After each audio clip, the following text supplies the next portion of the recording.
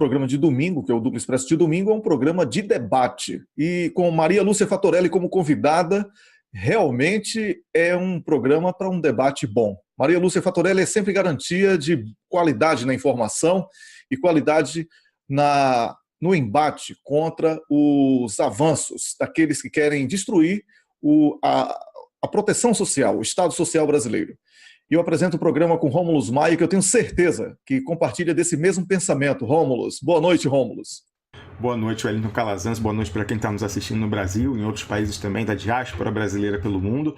A Maria Lúcia Fatorelli é garantia não só de uma alta qualidade de debate, Wellington, como uma garantia de didatismo, de acessibilidade do conteúdo para o público em geral, porque ela tem um talento para explicar temas dificílimos e complexos e deixar eles ao alcance de você, que é o mais afetado pelo que ela está falando, embora não conheça. Então, por isso que é sempre importante a gente ouvir Maria Lúcia Fatorelli, para que a gente dê boa noite. Boa noite, Maria Lúcia Fatorelli. Boa noite, Rômulus. Boa noite, Calazans. Todos os participantes desse programa maravilhoso que vocês têm produzido. Uma alegria estar aqui com vocês. Maria Lúcia Fatorelli, o prazer é sempre nosso e é uma honra tê-la aqui. A você que está assistindo ao Duplo Expresso, a gente pede que compartilhe, curta as páginas, se inscreva nos canais e convide amigos para que possamos ampliar essa audiência e o acesso a esse debate tão importante. Hoje, Rômulo, nós vamos falar sobre a reforma da Previdência, que na prática significa o seguinte: a tentativa de um governo neoliberal de extinguir, de uma vez por todas, a possibilidade do brasileiro se aposentar. Mas, do ponto de vista do Estado, temos aí também muitas coisas. A Previdência é superavitária, todos nós já sabemos disso, e ainda assim, a falsa propaganda, a fake news tem predominado nas grandes corporações de mídia e em blogs que são totalmente descomprometidos, ou descompromissados, como prefira, com as questões nacionais e com o bem-estar do povo brasileiro. Então, eu vou começar falando com o Fatorelli sobre isso. Fatorelli, vários especialistas falam sobre uma previdência superavitária, mas o governo e os políticos da direita, sobretudo, insistem nessa tecla de que é deficitária, de que é preciso privatizar. Eu quero começar ouvindo sua opinião técnica sobre isso. Ok, Calazans.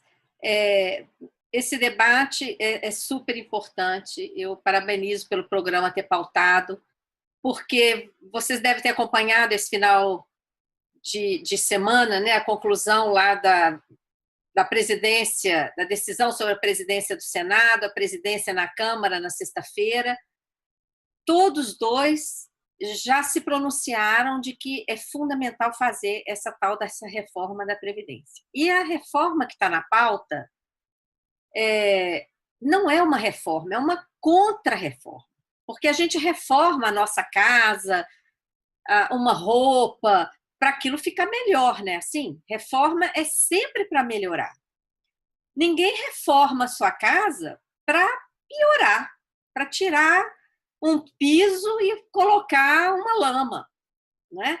Então, o que estão propondo é uma contra-reforma, é uma destruição de um modelo que é baseado na solidariedade, que está fundamentado na Constituição Federal, que tem financiamento de fontes variadas. É uma proteção social tão importante, tanto para os trabalhadores que estão na ativa e precisam de saúde, para os que já se aposentaram e precisam receber uma aposentadoria, para aqueles que estão em situação vulnerável e precisam de uma assistência social. Então, essa proteção social, que é o que há de mais importante para a vida das pessoas, os constituintes, preocupados com isso e atentos a isso, criaram um conjunto variado de fontes de financiamento, de tal maneira que, se um falhar, o outro está ali para assegurar. E, além de todas essas fontes, a Constituição ainda diz que os recursos também do orçamento fiscal devem se destinar à Seguridade Social. Então, falar em déficit, para começo de conversa, não tem cabimento. Por quê? Tem todas aquelas fontes, e se faltar recurso, é para o orçamento fiscal complementar. Então, não tem que falar em déficit, em primeiro lugar. Né? O que o governo faz? Ele não computa todas as fontes. Ele dá uma mordida da chamada DRU, a desvinculação das receitas da União, porque aquelas contribuições sociais que a Constituição prevê, elas são vinculadas, amarradas com o financiamento da Seguridade Social. Então, o governo vai lá, aprova a tal da DRU, que faz essa desvinculação. Então, dá essa mordida. Além disso, o governo libera vários setores de contribuir. O termo técnico é desoneração. Quer dizer, ele diz para vários setores, por exemplo, para o agrobusiness, vocês não precisam pagar a contribuição para a Seguridade Social. Para várias empresas e setores privilegiados, ele vai lá e desonera. Então, ele abre mão de receitas. E para completar tudo isso, o governo não faz o devido investimento na administração tributária e deixa de cobrar devedores que podem pagar, até bancos. Na lista de devedores da Previdência constam os bancos mais poderosos do Brasil. Ainda não acabou a lista. Além de tudo isso, a própria legislação, que antigamente dizia que quem, por exemplo, descontasse uma contribuição e não repassasse para o Tesouro Nacional, isso era considerado apropriação indébita, crime. Desde 1996, no governo Fernando Henrique, foi aprovada uma lei que diz o seguinte: se o contribuinte vier a ser pego pela fiscalização, basta ele fazer o pagamento ou pedir um parcelamento que está tudo bem, não é crime mais. Então, veja bem, que incentivo para a sonegação. E isso os sonegadores sabendo que não há o devido investimento na administração tributária, não há auditores suficientes para visitar o conjunto de contribuintes. Então, em resumo, o governo não considera todas as fontes. O governo libera setores de contribuir. O governo vai lá e dá uma mordida da DRU. O governo não faz investimento na cobrança das contribuições e ainda mantém essa legislação que incentiva a sonegação. Depois de tudo isso, ele vem e fala: os idosos são privilegiados, estão vivendo demais. A culpa é dos velhinhos que estão vivendo muito. Olha que abuso. Ou então ele vem e fala: servidor público é privilegiado, esquecendo que a previdência do servidor público é tratada num capítulo à parte, porque é um contrato de trabalho totalmente diferente, um contrato, inclusive, ditado pelo próprio governo, unilateralmente. Os servidores públicos continuam contribuindo depois que aposentam. Os servidores públicos não têm fundo de garantia e contribuem sobre o salário bruto. E já tiveram uma contra-reforma em 2003, contra-reforma feita por Lula, que criou o teto para todos aqueles que entrassem a partir dessa regulamentação. Então, são tantas mentiras, tantas falácias, que é preciso trazer essas informações, os dados técnicos, os dados oficiais para o debate, porque não é possível conviver com tanta mentira. E, para completar tudo isso, o Guedes, que é o atual superministro da Economia, quer implantar no Brasil o sistema de capitalização. Aí que detona tudo. Acaba o modelo de solidariedade, Porque hoje a Previdência Social, ela poderia estar muito melhor aqui no Brasil se nós não tivéssemos nesse quadro absurdo de desemprego e de informalidade. O que a reforma trabalhista fez foi aumentar a informalidade aqui no Brasil. E quem está trabalhando na informalidade ou está desempregado, não está contribuindo para a Seguridade Social. Então, esse modelo de solidariedade, ele acaba com o tal modelo da capitalização, em que cada um vai ter a sua continha, bancos e outras instituições vão arrecadar as contribuições, sem compromisso algum em relação ao pagamento de benefício futuro. O pagamento de benefício futuro vai depender do funcionamento do mercado. E se deu errado, bye bye. Adeus. Não tem nada que pagar. Isso foi o que aconteceu no Chile. O sistema quebrou. O governo chileno foi obrigado a reestatizar a Previdência. Só que essa reestatização foi feita numa condição super aviltante para as pessoas, de tal maneira que elas recebem menos que um salário mínimo. Por isso é que a quantidade de idosos abandonados nas ruas no Chile é uma coisa escandalosa, e o Chile está ocupando o vergonhoso lugar de campeão de suicídio de idosos. Aumentou tanto que é o lugar onde tem maior registro per capita de suicídio de idosos hoje. É isso que nós queremos para a nossa população? Né? E para encerrar esse breve resumo aqui inicial, o rombo das contas públicas não está na Previdência. A Previdência é solução. O rombo das contas públicas está nos gastos delinquentes com a chamada dívida pública que nunca foi auditada.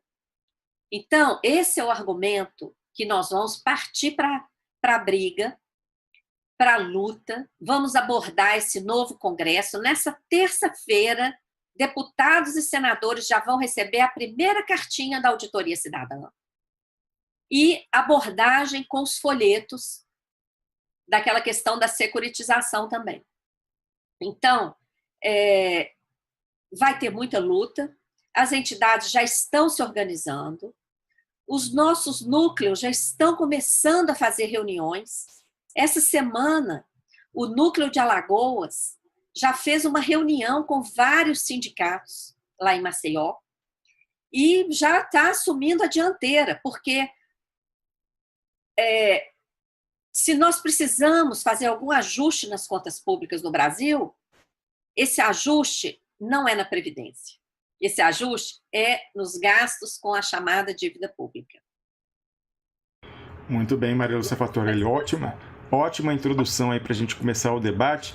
E aí, para apimentar um pouco, eu vou concordar com você, mas complexificando um pouco a questão. Por quê? Embora seja verdade, a gente sabe que a previdência urbana seja superavitária quando há pleno emprego e formalização, como a gente viu recentemente, poucos anos atrás, no governo Dilma e no final do governo Lula, a previdência brasileira não é perfeita. Por quê? Nós vivemos numa sociedade extremamente desigual e a velhice é mais desigual ainda, né? A previdência ela é concentradora de renda em vez de ser distributiva. É verdade que a gente tem uma rede com lá com o benefício por idade, isso né, providencia alguma renda digna para um grande contingente populacional, mas ainda assim é uma concentração, porque a gente tem pessoas que ganham aí aposentadorias fabulosas. E no caso, o financiamento por tributação, como você colocou, que vem de tributos indiretos como PIS e COFINS, isso é algo que está ali nos bens de consumo, então toda a sociedade vai pagar e de uma forma proporcional. Na verdade, o pobre paga muito mais do que o rico, e aí quando chega, né, a gente tem a comparação entre os regimes de previdência, a gente tem o pessoal privilegiado, algumas pessoas privilegiadas, e o pessoal do regime único acaba não tendo os mesmos benefícios. Nesse caso, eu concordo que talvez isso não convenha do ponto de vista político, da atuação nesse momento, falar em qualquer mudança. Eu estou falando assim, naquele espírito que você falou que reforma é para melhorar, se eu fosse reformar, era para aumentar a renda das pessoas do regime único, não diminuir do outro. Mas, no caso, se for mexer nesse momento, qualquer coisa vai ser para pior, com certeza, dada a correlação de força que a gente tem. Então é melhor lutar para manter, até usando a nosso favor a força das corporações, que vão lutar cada uma pelos seus benefícios. Então, eu acho que, de fato, o discurso que você adota é correto de, assim, não mexer, porque se for mexer agora, vai ser para piorar quem já não é privilegiado no sistema atual. Eu queria confirmar com vocês, você acha que a luta é essa para tentar não mudar nada, embora a gente saiba que o modelo de previdência brasileiro não é perfeito? Ele não é perfeito. Agora, há muita confusão entre esses dois regimes, Rômulo. No regime geral, que é o regime geral de previdência social, que está lá dentro da Seguridade Social, do artigo 194 da Constituição, esse regime geral, ele tem um teto de contribuição e um teto de benefício. Esse teto de contribuição e de benefício, ele está hoje em 5 mil e... Vamos arredondar aqui, R$5.900, tá? Então, ninguém paga sobre um salário superior a isso. Então, vamos colocar uma pessoa que trabalha numa empresa durante 30 anos. Essa pessoa tem um salário de 20 salários mínimos, sempre, mas mesmo ela recebendo 20 salários mínimos, ela não vai contribuir sobre 20 salários mínimos. Ela vai contribuir sobre esse teto que sempre esteve aí, nos últimos anos, em torno de 5 salários mínimos. Tá? Então, mesmo que ela ganhe 20, ela vai pagar sobre 5. E ela vai se aposentar, no máximo, sobre esses 5 salários mínimos. O que acontece no regime próprio? Que é o caso dos servidores públicos. Se eles recebem um salário de 20 salários mínimos, ele vai contribuir sobre 20 salários mínimos. E quando ele se aposentar, ele tem o direito de aposentar sobre 20, mas ele vai continuar contribuindo para a Previdência. Aquele do regime geral recebeu 20 salários mínimos, mas contribuiu só sobre 5, a vida inteira. Ele vai se aposentar com 5, não vai continuar contribuindo. No regime geral, a contribuição cessa, para com a aposentadoria, e ele ainda vai receber fundo de garantia. No regime próprio, que é o regime de servidor público, ele recebeu 20 salários mínimos, pagou sobre 20 salários mínimos, a vida inteira, vai se aposentar com os 20 salários mínimos, vai continuar contribuindo 11% sobre o bruto. Em alguns estados, isso já passou para 14% sobre o bruto, tá? E não tem fundo de garantia.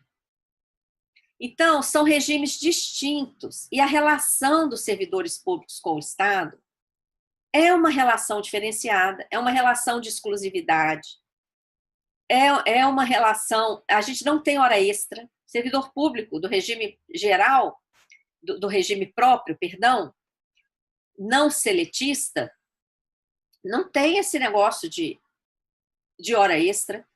É um regime bem diferenciado. Então, é outra relação de trabalho, outro tipo de compromisso, não é? Então, esse é o primeiro entendimento, que o Estado, quando ele coloca um concurso e ele quer aquelas pessoas para ficar exclusivamente trabalhando para ele durante aquele período sem opção, podendo ser mandado, ser transferido para um lugar, para outro, para atender às exigências do Estado, o Estado oferece essa aposentadoria depois. Mas isso já mudou. Quem entrou depois de 2011, quando isso quando o FUNPRESP foi regulamentado, já não tem mais essa contribuição sobre o bruto e essa aposentadoria sobre o bruto. Isso já mudou. Então, só as pessoas mais antigas que possuem esse regime de contribuir sobre o bruto, aposentar sobre o bruto, etc. Atualmente, quem entrou a partir de 2011 já está no teto. Já foi criado o teto com a reforma da Previdência do Lula. Tá? Então, eu vejo que tem aposentadorias milionárias. Volta e meia a gente recebe aqueles e-mails de aposentadorias que superam 100 mil reais por mês. Isso é culpa do próprio governo também. Não existe um mandamento constitucional de que ninguém pode ganhar mais do que o ministro Supremo. Então, tinha que ter uma régua na folha de pagamento. O que ultrapassou ali aquele teto, não tem que pagar. Agora, como são setores, principalmente do judiciário, que recebem essas aposentadorias que ultrapassam e muito o teto da remuneração do ministro do Supremo, isso aí torna-se uma coisa praticamente intocável. Mas é aí que está o privilégio, entendeu? Porque aí isso não é correto. Ninguém pode ganhar acima do teto da remuneração do ministro do Supremo, pronto. Isso é uma regra, não é? Agora, o que eles querem? Pegar o servidor público ali mediano, que contribuiu a vida inteira sobre o bruto. Esse é privilegiado? Não, esse não é privilegiado, sabe? Então, é preciso enfrentar abertamente essas questões e esclarecer onde que tem que fazer ajuste, não é? Muito bem. Wellington, só antes de fazer a sua pergunta, eu queria dar um exemplo ilustrativo, porque eu moro num país que tem um regime de capitalização. A Suíça, a Alemanha também tem. Como é que funciona aqui? O regime de capitalização é impossível a pessoa conseguir se aposentar e manter a renda dela. Não chega nem a ser 1/3 do que ela ganha na ativa. Então, aqui na Suíça, as pessoas têm que ter... Eles chamam isso o primeiro pilar, que é a capitalização. O segundo é o fundo de pensão da empresa, da universidade, o que quer que seja, que vai pagar. E o terceiro pilar, que é você ter que pagar como se fosse um FGTS, é voluntário, mas você vai numa seguradora, numa instituição financeira e você faz como se fosse uma poupança privada. Você pode depois deduzir isso no imposto de renda, então de alguma forma não deixa de ser uma renúncia fiscal do Estado. Então é a contribuição, digamos, do Estado para você. E com esses 3 pilares, mesmo assim, você não consegue o que você ganha na ativa, mesmo olhando aí os cálculos atuariais, tudo certinho, você ainda vai ter uma queda da renda. Então, é impossível uma pessoa só com a capitalização não vai chegar nem a 1/3 da renda dela da ativa. Então, por isso que acontece, como a Maria Lúcia Fattorelli relatou aí no Chile, essa tragédia da pobreza na velhice. Então, de fato, é uma loucura isso, e a própria Maria Lúcia Fattorelli apontou na abertura, na primeira fala dela, que de uma certa forma, né, nesse ato entre você mudar de um regime que é de repartição para esse de capitalização, ninguém vai entrar nesse regime, porque todo mundo está vendo que não vai poder se aposentar. Então, na verdade, nem do ponto de vista, Maria Lúcia, nem do ponto de vista da solvência do Estado, que o pessoal fala, das contas, pelo contrário, eles estão aumentando, vão explodir o déficit com essa história, com esse ato entre os dois, e todo mundo sabe. Para que eu vou pagar? Hoje em dia todo mundo é quase autônomo, MEI, enfim. Quem vai contribuir para uma coisa que sabe que não vai lhe beneficiar? Então, na verdade, nem do ponto de vista neoliberal, isso se justifica. Wellington Calazans. É isso aí, você está assistindo ao programa Duplo Expresso de domingo, seu programa de debates, e nós temos aqui hoje a nossa comentarista Maria Lúcia Fattorelli, que está dando uma aula sobre previdência e explicando as razões para que lutemos contra essa reforma que, sem dúvida alguma, será danosa para o povo brasileiro. Fattorelli, você citou o exemplo do Chile, Rômulus pegou o exemplo da Suíça e da Alemanha, e muitas pessoas estão falando que quem vai sofrer mesmo, caso essa reforma da Previdência no Brasil passe, será o mais pobre. Eu gostaria que você falasse as razões para isso. Olha, nós precisamos conectar essa reforma da Previdência com a contra-reforma trabalhista que já foi aprovada. Tá? Na contra-reforma trabalhista, foi criado, por exemplo, o regime de trabalho intermitente. Várias várias categorias de trabalhadores, e justamente os mais vulneráveis, vão poder ser contratados por dia. Garçons, cabeleireiros, várias categorias. O patrão, faxineiros de hotéis, e aliás eu presenciei isso na Grécia, eles podem simplesmente ser avisados: olha, vou precisar de você só tal dia. E depois vou avisar que dia que eu vou precisar de novo. Então, imagina, essas pessoas, como que elas vão contar o tempo de contribuição para se aposentar? Elas não vão se aposentar nunca, tá? Porque uma das coisas que está embutida nessa contra-reforma da PEC 287 é o fim da aposentadoria por idade. Então, existia uma aposentadoria por idade, ainda existe, né? Porque ainda não foi aprovado. A mulher atingindo 60 anos, o homem 65 anos, tendo ali um mínimo de 15 anos de contribuição, ele consegue se aposentar. Vai acabar isso. Então, ainda que a pessoa atinja 70 anos de idade, ela vai ter que ter, no mínimo, 25 anos de contribuição. Agora, uma pessoa que só consegue trabalhar regularmente 2 dias por semana,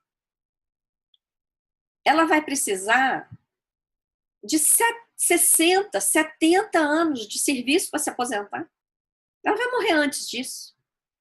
E o trabalhador rural tem a questão da safra entre safra. Essa contra-reforma chegou a exigir que cada pessoa, porque antes como que era? A contribuição do trabalhador rural é sobre a venda da produção. Porque, de fato, é aí que ele tem renda. Enquanto ele está cavando a terra seca, enquanto ele está semeando, enquanto ele está lá cuidando para aquela plantação nascer, ele não está recebendo. Quando ele vende a produção, é que ele recebe, ele e a família dele. E a gente sabe como que funciona. Principalmente o pequeno agricultor. As crianças trabalham, os idosos trabalham, todos trabalham. O que essa reforma quer? Que a contribuição seja individual, num modelo parecido com esse e-social de empregada doméstica. Olha, quem tem empregada doméstica sabe a dificuldade que é para gente que tem instrução, que tem computador ligado à internet, que tem a maior facilidade, a gente pena, às vezes, ali naquele e-social. Imagina para o trabalhador rural, todo mês, ter que passar por aquilo ali para fazer a sua contribuição. Então, tem também uma questão de aumentar a idade do BPC. O que é o BPC? Benefício de prestação continuada, que é um benefício de assistência social, não é nem previdência, é assistência para pessoas de baixa, aliás, que não têm renda, ou deficientes físicos também, sem condição de trabalhar. Querem aumentar isso para além dos 65 anos. Olha, essas pessoas, para chegar nessa idade, já é não é? Uma raridade. Elas precisariam desse benefício muito antes. Uma pergunta breve, Maria Lúcia. Na época, o governo Temer queria desvincular o benefício de prestação continuada do salário mínimo. Isso já foi feito ou está nesse bojo aí dessa nova reforma, contra-reforma? Estava no bojo da reforma. Eu vou até pesquisar se ele tentou isso mesmo, mas acho que não conseguiu, não. Eu vou confirmar depois. Tá? Certo. Mas estava no bojo dessa reforma também. Tanto a desvinculação do salário mínimo, como a própria redução, né? Ele chegou a falar em reduzir para meio salário mínimo. Quer dizer, é de uma crueldade. Agora, o Brasil paga os maiores juros do mundo. O Brasil paga juros sobre juros, que é uma coisa que o Supremo tem uma súmula 121 que fala que é ilegal, ainda que pactuado. Não é? Tem várias denúncias por trás dessa dívida. O Brasil remunera a sobra de caixa dos bancos. Nos últimos 4 anos, sem contar 2018, que ainda não conseguimos acesso ao balanço de 2018 do Banco Central, mas de 2014 a 2017, foi quase R$ 500 bilhão para remunerar a sobra de caixa dos bancos. Os prejuízos com swap cambial, a farra do swap aqui no Brasil, os contratos que garantem a variação do dólar, lá de 2014 para 2015, quando nessa o Banco hora Central... eles não gostam da livre iniciativa, né, do apetite do capitalismo. Como é que é isso, né? Não, aí é o socializando o prejuízo, né, Maria Lúcia? Esse swap cambial é um crime. Então, é assim, é ridículo você fazer uma economia no BPC, penalizando pessoas idosas, incapazes, né, deficientes, físicos, e deixar essa farra toda para o setor financeiro, né? Olha, chegou num ponto que não dá mais, sabe? Tá uma vergonha, a enganação, a mentira deslavada dos jornais e desses comentaristas pagos pelo setor financeiro, muito bem pagos pelo setor financeiro. Isso tá uma vergonha insuportável, né? Ainda bem que tem o Duplo Expresso, tem outros programas, tem o Monitor Mercantil, tem o 247, o Faixa Livre, vários programas que estão ali presentes e não deixam essa mentira ganhar espaço. O Monitor Mercantil é incrível, Maria Lúcia, porque ele, grosso modo, a renda deles é de publicação de balanços de empresas, né, de SA, então eles estão pegando do capital, mas eles usam esse dinheiro para publicar coisas de interesse da população. Então, o Pedro Pinho, que tanto publica aqui no Duplo Expresso, costuma publicar também no Monitor Mercantil. Maria Lúcia, uma última pergunta, porque a gente sabe que você tem um compromisso, então, para encerrar sua participação, eu estranhei, vendo logo depois da eleição do Rodrigo Maia, reeleição dele à Câmara na sexta-feira, ele dizendo que não tem como aprovar a reforma da Previdência na Câmara. Você convive sempre ali no Congresso, né, conhece aquele pessoal. Eu achei esquisito. Eu acho que ele está, na verdade, querendo arrancar alguma coisa do Bolsonaro, alguma coisa assim. Você acha que, de fato, ele está escondendo o jogo e vai vir com rolo compressor? Ou você acha que, de fato, já existe, mesmo sem uma grande mobilização popular, uma dificuldade de aprovar isso no Congresso nos termos atuais dessa nova legislatura? Olha, ele deu uma outra entrevista aqui que ele falou o contrário, né? Ele falou que é fundamental aprovar, né? Mas fácil não vai ser, não. Não mesmo, sabe? Primeiro, que quem está querendo ser relator é o Kim, aquele Kim, como é que é o sobrenome dele mesmo? Quinta categoria. Você pode chamar ele na intimidade de quinta categoria. Kim Categuri. Olha só, ele está querendo ser o relator. É Kataguiri, Wellington. Kataguiri. Kataguiri. Mas, enfim. Ô, Fatorelli, pode errar o nome dele, pela desimportância dele, qualquer coisa serve para aquela figura. Pois é um garoto, não é? Está chegando aí agora, no movimento que ele mesmo falava que era um movimento financiado, né? Inclusive pelo setor financeiro. Que vergonha! Que vergonha! Como que essa pessoa vai olhar para os olhos dos milhões e milhões de brasileiros que vivem dos benefícios da Seguridade Social, não é? Então, fácil não vai ser.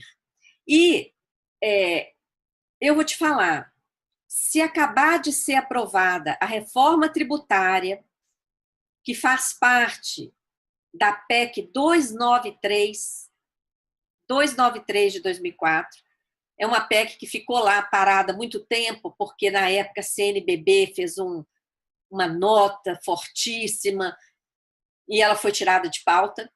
Ela voltou, tramitou, foi aprovada na comissão especial e está para ser aprovada no plenário da Câmara. O que essa reforma tributária faz? Ela transforma a COFINS, que é a maior arrecadação tributária do país hoje, e o PIS, que é a outra contribuição para Programa de Integração Social, que integra o orçamento da Seguridade Social, essa reforma tributária, ela transforma essas duas contribuições em imposto. Então, ela muda a natureza desses tributos. O que acontece quando muda a natureza desses tributos? Ela acaba com aquela vinculação constitucional que nós falamos no início. Então, toda essa arrecadação da COFINS e do PIS vão deixar de ir para o caixa da Seguridade Social, vão para o caixa único e vão ser destinados diretamente, não precisa nem fazer DRU, porque já desvinculou total, vai direto para pagamento de juros. Então, isso pode comprometer brutalmente o financiamento da Seguridade Social, né? Então, é mais um dado aí nesse debate dessa contra-reforma. Agora, fácil não vai ser mesmo não, viu? Ô, Maria Lúcia, só para encerrar, uma pergunta bônus. Quem quer se envolver, quem está nos assistindo e quer entrar nessa luta, o que pode fazer lá no site da Auditoria Cidadã? Tem já alguma aba lá específica para esse movimento de resistência contrária a essa reforma? Olha, nós ainda não colocamos, mas essa semana a gente já vai fazer a comunicação para todos os deputados. Já vamos colocar lá essa aba, né, para quem quiser pegar aquele modelo de carta e enviar novamente para os deputados, adaptar o texto para a própria pessoa que quiser mandar, não é? Ou fazer um reforço para o deputado prestar atenção nessa reivindicação da Auditoria Cidadã, que nós vamos tratar nessa correspondência para os parlamentares, dessa contra-reforma da Previdência, da questão da securitização de créditos, que nós já falamos aqui no programa de vocês algumas vezes, né, esse esquema fraudulento, na remuneração da sobra de caixa dos bancos, que é ilegal, tem sido feita de forma ilegal através das operações compromissadas, e tem um projeto de lei lá para legalizar isso, PL 9248, e também a questão da cessão onerosa do petróleo, que passou na Câmara em dia de jogo da Copa, e agora está no Senado. Imagina, em resumo, essa cessão onerosa é assim, olha, vai ceder a empresa que quiser ir lá explorar o petróleo na área do pré-sal, o que tirar é dela. É tipo assim, você abre a sua casa, quem conseguir entrar lá, o que levar é dele. Maria Lúcia, é o filé mignon do pré-sal, é a melhor área e, em cima disso, é um regime que paga menos para o Estado, como retribuição por tirar o petróleo, do que o regime criado pelo Fernando Henrique. O Fernando Henrique, o entreguista. Esse da cessão onerosa é pior ainda. Então, assim... Muito pior. Não, e no tempo do Fernando Henrique, o que foi feito lá era uma cessão para a Petrobras. Porque a União tem um monopólio no caso do petróleo. Então, ela fez essa cessão para a Petrobras explorar. Agora, é geral, é para qualquer empresa estrangeira, entendeu? Quer dizer, a avacalhação é demais, sabe? Chegou num ponto de vergonha, de muita vergonha, né? Então, não é aí que está o problema do Brasil na Previdência, não é. É nessa vergonha, nesse entreguismo. Outros países, para entregar o petróleo, tiveram que passar por guerra. Aqui não. Aqui estão entregando de mão beijada. Não, tem guerra no Brasil, mas é a guerra contra o povo. Porque, sem dúvida alguma, Fatorelli, o que estamos vendo aí é um massacre. Não, porque o YouTube, inclusive, mudou regras agora para... Eles vão dizer o que é teoria da conspiração, né? Agora é o seguinte, se ele chamar de teoria da conspiração uma afirmação de que me perdoe a palavra, Fatorelli, que eu tenho muito respeito mesmo a você, mas o meu público já está acostumado com isso. Esses descarados entreguistas, chamar essas pessoas de entreguistas, se isso for teoria da conspiração, então feche o YouTube, né? Feche o YouTube. Tem que criar outro canal, né? Porque realmente, olha, não é possível, né? Continuar do jeito que está. E depois ainda tem esse problema da mineração aqui no Brasil, né? Nossa.